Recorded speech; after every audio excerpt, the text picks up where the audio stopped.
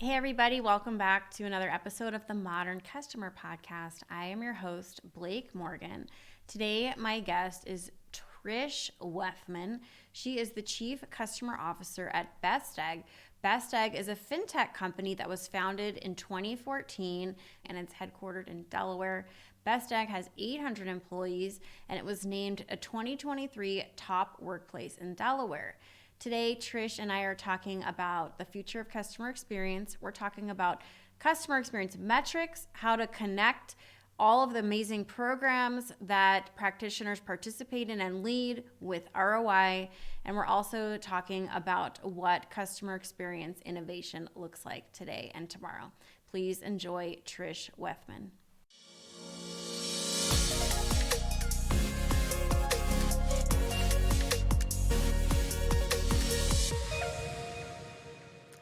Trish, welcome to the Modern Customer Podcast. Where in the world are you calling in from today? Blake, I am calling in from just outside of Philadelphia in the suburbs, Chester Springs, Pennsylvania, specifically. Are you a big Eagles fan? I am. I am all Philadelphia sports, born and raised in this area, so it kind of comes with the territory. Yeah, I've Um, spent a and lot of time there. I know the Phillies and the Eagles and all of it. yeah, well, we just had a little bit of a letdown with our Phillies, but we're very hopeful that the Eagles are going to help us salvage the rest of 23. So we'll see. All right. Well, Trish, so let's just go back to, you've been in a lot of CX roles in your time. Can you just give us the high level of your career and how you got your start in customer experience? Sure. So it's been a bit of a crazy ride, as you noted. I've done a little bit of what I call industry hopping during my career. I actually started out the first 16 years of my career, I worked at TV Guide magazine. And I was with the company through quite an evolution from the old days when you actually had a physical magazine that you would pick up to look up television listings through to when it became more about digital entertainment guides that are used by a lot of the big companies and TVs that we're familiar with today. And I went through a number of editorial leadership roles there. And then towards the end of my tenure there, I started to dip my toe in a little bit of product management, a little bit of customer experience. Essentially, I was going out and talking to our customers about what TV Guide data could offer them and sort of selling some of these big companies on the value of the many, many years of entertainment data that we had. And it was really the first time that I had a chance to actually go out and understand what it was like to really listen to customers and what their needs were. We had spent a lot of time sort of selling our solution, but not as much time listening to the problems they were trying to solve. And so for me, that was a big unlock and something that I got really excited and energized by. And that was sort of my first dipping of my toe into the customer experience side of the fence. Okay. From, oh, sorry, go ahead. No, it just sounds like I'm just curious how you got into finance, but no, keep going. I love that. Yeah, so from there, I actually took a bit of a pause and spent some time trying to figure out exactly was there something to this. And this was back in the 2012, 2011, 2012. And so customer experience for me was not necessarily a career, it was just a part of something else that I did. But I started to do some research and started to do some learning and found, wow, this is actually a really growing space for a lot of different industries. And the intersection of customer experience and innovation was really my foray into becoming a customer experience professional. I found a job working for an insurance company that was building an innovation center, but was coupling the innovation capability and the customer experience capability under the same umbrella. And it was, in my mind, a very natural fit because your innovation should really be powered by understanding what the consumer needs are. And from there, I sort of followed that thread with customer experience and innovation through a few industries until I landed in finance. So it wasn't necessarily a deliberate choice, but really, as my customer experience roles grew and as I became more versed in the customer experience industry and in being a practitioner, I found that it really translated across industries, a lot of the fundamentals. comes down to understanding your customer, identifying their unmet needs, listening, and bringing that voice of the customer back to the organization. And that is something that definitely worked across multiple industries. All right, Trish. So you talk about customer experience innovation and 2010, 2011, 2012. Very exciting time. The technologies are starting to get better. The software industry is heating up. More attention is being paid to CX. In your words, what does innovation and CX mean when put together? So I think for me, it really means listening to what the customer is trying to solve from their perspective. Um, for customer experience, the key, I think, to everything that we're trying to do is understanding what is the pain and what is the thing that they're trying to accomplish that the organization that you're working with can help them solve for. And that also happens to be how I think about innovation, identifying an unmet need and trying to find a solution that fits that need in a unique way that hasn't been brought to market before. And so these two capabilities, when married together, are extremely powerful because you're bringing the learning and what customers are telling you to the innovation and the building and the thinking through the problems.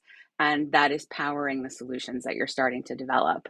So it's a very strong combination of understanding the customer and the need, and then bringing to light through what you're building how to solve that problem and that need for the customer. All right. So today you're at Best Egg, a financial services company. Can you just talk about what Best Egg actually is and what you do there? Sure. So Best Egg is a fintech. We are the leading fintech for financial confidence. We offer a suite of products that are geared toward a limited savings consumer. So these are customers who essentially have less than 2 months of savings. And we are creating flexible products and tools to help them navigate the day to day challenges that they're dealing with in their financial lives. So Best Egg is not just offering them a number of tools, but also offering them guidance and a path towards building their financial confidence. Yeah, I wish I had that in my early 20s. Instead, Wells Fargo just kept giving me overdraft fees again and again and again and again and again. Anyway, that's okay. But yeah, there's a problem of financial literacy all over the country, especially with young people. Why did your founders decide to focus on this underserved market? Well, there's a lot of opportunity for this market. As you know, there are a number of companies out there that have lots of different products, to your point, they're willing to sell to you. But we know that with a limited savings consumer, continuing to rack up debt is not the solution to the problems that they're dealing with. They want, and what we've learned through the customers that we've talked to, they want a business that is going to partner with them to understand the problem that they're trying to solve and then match them to the product that's going to help them solve that problem and hopefully create a lifelong relationship with them through building their skill set and the tools, providing them with the tools that are going to help them build their skill set.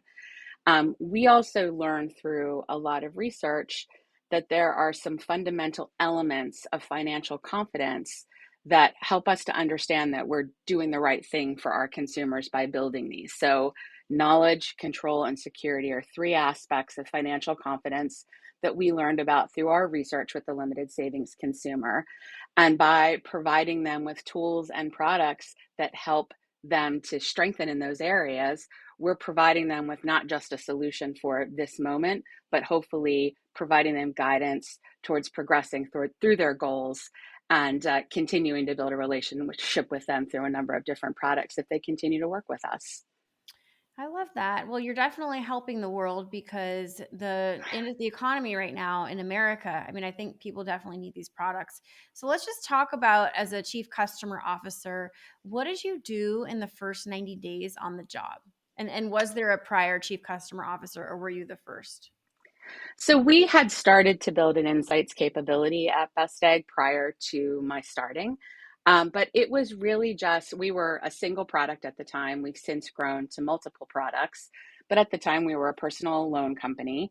And so we had started to do some of the traditional CX building, building an NPS score and creating some metrics to help folks within our organization understand where there was friction in the process, where customers were having pain. So that was already in place when I started. And I was stepping in to lead the function and help to mature the function, but also to help start to build not just tools and processes, but a culture of customer centricity. So that when we were thinking about the customer, we weren't just thinking about an NPS score or a CSAT score. We were thinking about them at the beginning of the process when we were building and when we were thinking about solutions and processes to serve the customer.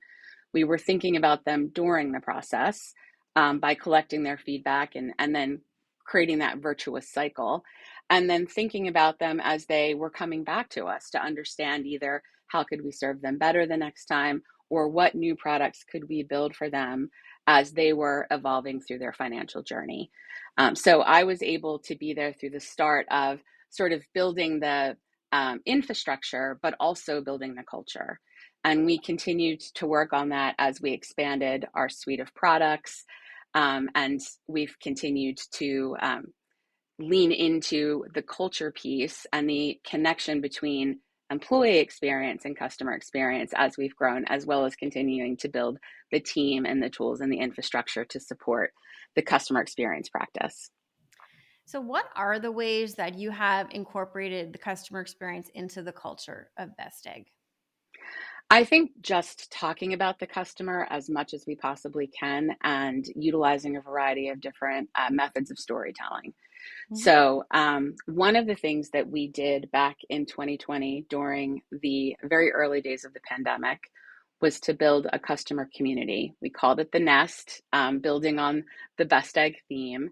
And we invited our customers at the time to come and talk to us almost in real time about the struggles that they were having in the earliest days of the pandemic. Were they having job disruption? Were they having illness? Were they caretaking? What were the challenges that they were facing? And we were able to bring those stories that our customers were telling us back to the organization and utilize these things to problem solve in real time. Because at the time, as an organization, we were struggling through the early days of the pandemic, going fully remote and really trying to understand what kind of help and support our customers were going to need. And so this community allowed us to, again, almost in real time, talk to customers, find out how it was impacting them, and find out what we could do to service them better through that. And I think those early days of really almost live storytelling to the organization about what customers were telling us through this Nest community has helped to ground our organization in a really deep understanding of the fact that limited savings consumers don't have a lot of wiggle room. They don't have a lot of bandwidth to deal with these crises. And a crisis can be a pandemic, but to a limited savings consumer, it can be a car repair, it can be a home repair, it can be an illness or an unexpected job loss. So that enabled us to start really leaning into understanding individual stories and understanding customer context, as well as the traditional data that we have about our customers. So that helped to continue to really foster that customer centric way of thinking when we're talking about a solution or when we're talking about building something new for customers. We're often starting from a place of storytelling around this is what Mhm. these customers need to survive and thrive.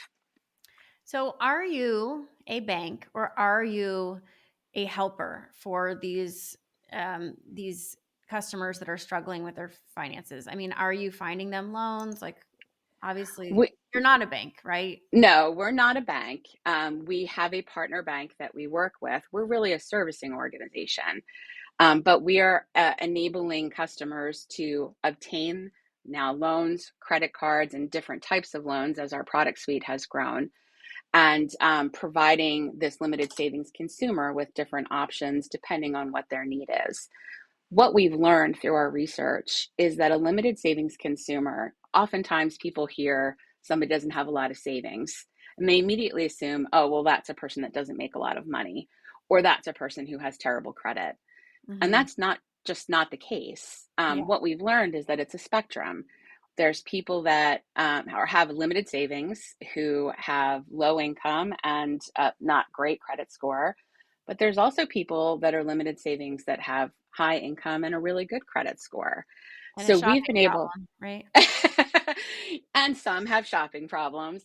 But honestly, Blake, I think what we've learned is that, people just really want to be able to live life on their terms.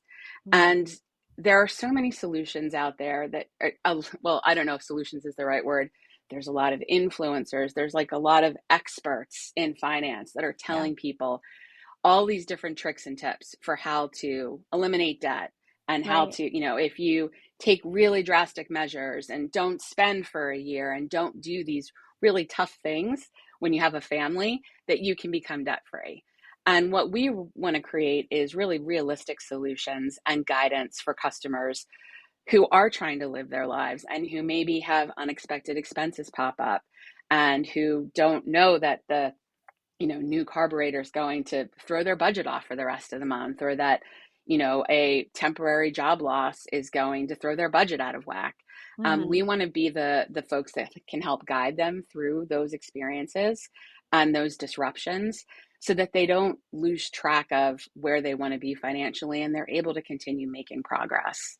Yeah, I keep thinking of Ramit Sethi's Netflix show and his book and everything. And yeah, the advice he always gives consumers, it's hard to know who to look to, but he always says, like, you don't have to throw out everything that you love. Like, if you really love, black jeans, buy yourself black jeans, but just figure out a way to make it work.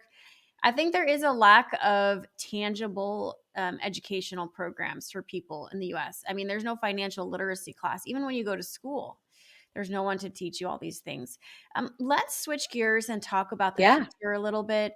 Would you be able to share with us your vision for two things? The future, we'll start with the future of finance, and then I'll ask you the part B of the question. But what is the future of finance? Well, I'm definitely not an expert in the financial realm, as many of my coworkers at Best Egg will say. I'm definitely more on the human side of our business than on the financial side of our business. But I can say from what I've seen in my time here that I think Best Egg is definitely onto something in terms of building flexibility into our products and services.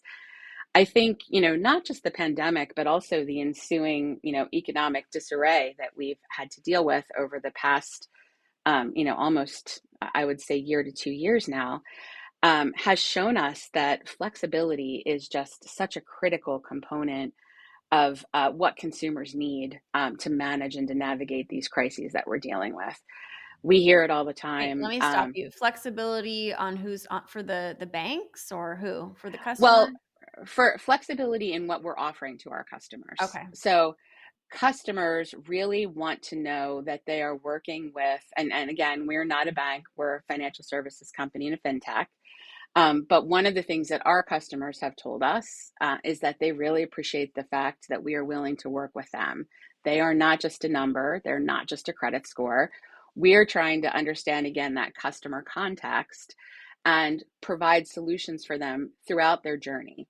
So, not just trying to find the right product, but also once they have that product, trying to help them navigate some of the disruptions that they're dealing with. And a disruption right now can be going to the grocery store and having your bill be twice what it was a year ago, around the holidays. Yeah. So for me, I think financial providers, whether it's banks or companies like Best Egg, are going to do well to make sure that first, going back to the fundamentals of customer experience, they really understand their customers and what their customers need, and that they're willing to meet them in that moment and create flexible solutions and help them navigate and make progress, and not just provide them with more products without kind of providing that, as you said before, financial literacy or understanding of what it is that they're getting into when they take these products.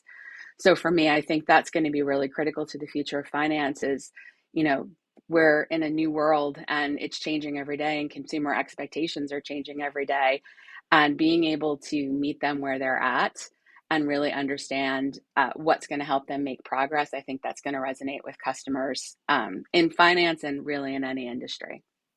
Let's actually switch a little bit. And when we're talking about the future, let's think about our industry customer experience. What are some of the trends and changes you're seeing as we think about more accurate ways to measure what's happening with our customers. I know you mentioned NPS early on. What are your favorite customer experience metrics, and how do you share those out with your colleagues? Well, I think my personal favorite customer experience metrics are the ones where understanding the customer meets helping the business to drive Mhm. growth and success. So, I typically will talk a lot internally about, we do have the traditional CX metrics, but if NPS doesn't mean to the business that we're helping to bring in new customers or retain customers or match customers with new products or create less friction as they go through the journey with us, then those metrics aren't going to be very meaningful to the organization. So for me, it's all about understanding what are the business outcomes that your business partners are trying to drive, and how do we align our customer metrics to those outcomes in a way that's going to drive progress for both the customer and the business. Oh, sorry. I My thought is, do you have enough influence at the C level where you can really drive these programs without much pushback, where the CFO isn't saying, well, I'm not sure if we invest in these programs if it'll be worth it. Like, why should we spend money on our customers? Yeah, I think the future of CX is now, and it's all about being able to show the return on your investment. Mhm. So for us, what that has meant is really marrying our experience data with our behavioral data that we're collecting through, customer interactions with us, again, to drive the outcomes that are important to the business.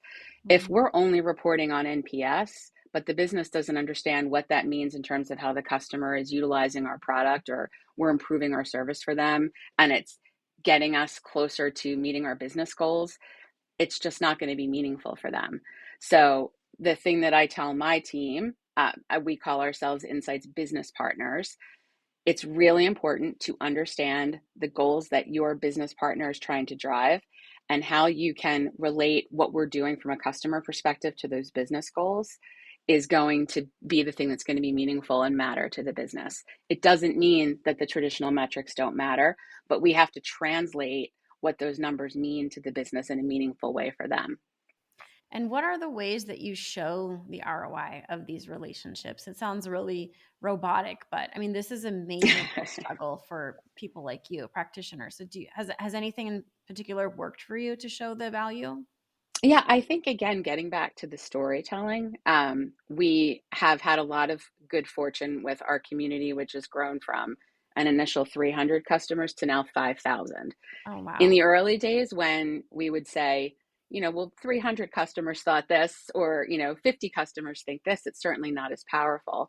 But when you're getting into thousands of customers now that are providing us with some trending and providing us with some real detail around what's working and not working for them from an experience perspective, from messaging perspective, how we're communicating, how we're servicing, that becomes very meaningful to the organization. We Hmm. also trend over time. So we're looking for things that are going to be meaningful and then watching how those things change over time, whether it's how customers want to communicate with us or interact with us, where they're seeing friction. And then, of course, there's also, the macroeconomic issues that customers are dealing with right now around things like pricing, making sure that we are consistently telling that story to the organization with data backed information that they can then action in the planning that they're doing from like a roadmap perspective. That is really helping us to make an inroads with our business partners and to show how customer understanding can drive business growth. Yeah, I think business growth, it's so important, Trish, to be able to do what you say, which is connect. Okay, here's how we're going to invest in customer relationships. And here's what it looks like for the future of our business and why it's so important. And here's how we grew from 300 to 5,000, and being able to track that specifically. But many practitioners are not able to do this. It's really hard to do. It's really, really tricky. And I think you had asked me a question earlier around the first 90 days Yeah. of my tenure.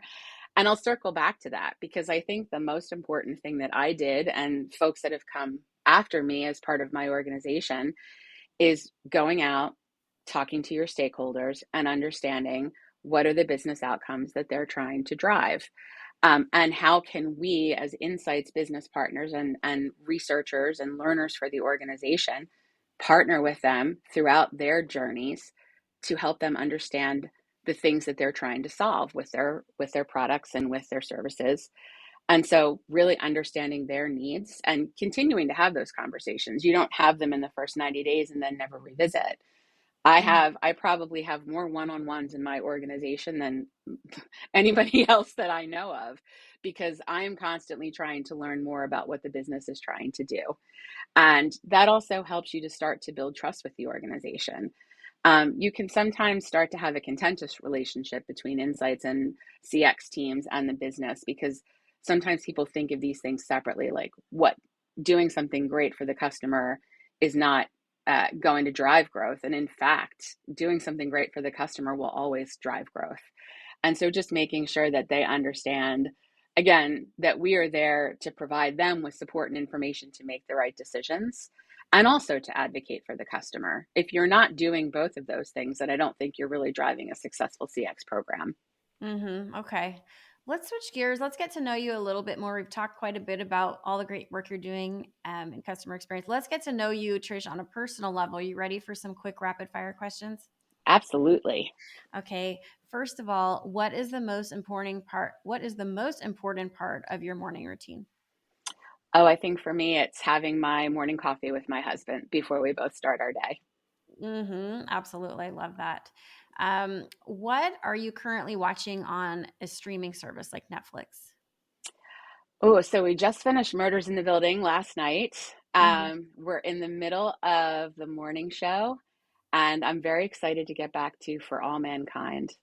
What service is that on?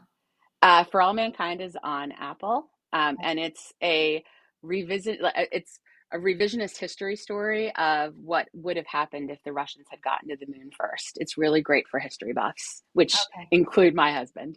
Okay. Do you have a unique leadership hack that helped get you to where you are today? I think what has always helped me from a leadership perspective is getting to know my team, not just on a professional level, but as much as they're comfortable on a personal level. I think Mhm. it's very important for your team to know that you care about them as holistic people, not just as insights business partners, but as human beings. And so for me, spending time in our one-on-ones just talking about what's going on in their lives, their development, and their goals and aspirations for the organization, I think has enabled me to, in the same way that I like to learn about our customers, it's helped me to learn about them. That's probably my favorite leadership hack. What do you do to relax at the end of a hectic day? Typically, streaming a show with my husband or going for a walk with my dog. What's your idea of perfect happiness? I think perfect happiness for me is very simple. It is being with people that I love, laughing, and being healthy, Mhm. and doing things that enable the laughter and the healthiness. What's your favorite type of vacation? I have recently become really obsessed with Airbnb and Verbos, and finding new places to just go and visit that I hadn't thought of going before. I love the beach, I love the mountains, but finding fun little towns and places to visit, and finding cute little places to stay has become a recent passion of mine. If you could have lunch with anyone dead or alive, who would it be? Oh, I think for me, it would probably be my parents who sadly lost them both young. And I would Mhm. love to catch up with them and get their take on what's happening in the world today. So much has changed, and would love to get their perspective. And if you had to describe your life outlook in one quick motto, what would the motto be? Probably gratitude. Mhm. I have a gratitude practice that I do every single day. And I think it's really changed my outlook on life. That's wonderful. Well, Trish, it's been really nice getting to know you and having you here. Hopefully, you'll come back and we can talk more CX and all the amazing things you're doing next year. So, I really appreciate you. Oh, Blake, I really appreciate the time with you, and I look forward to coming back. And everybody, you have been tuning into the Modern Customer Podcast. Until next time.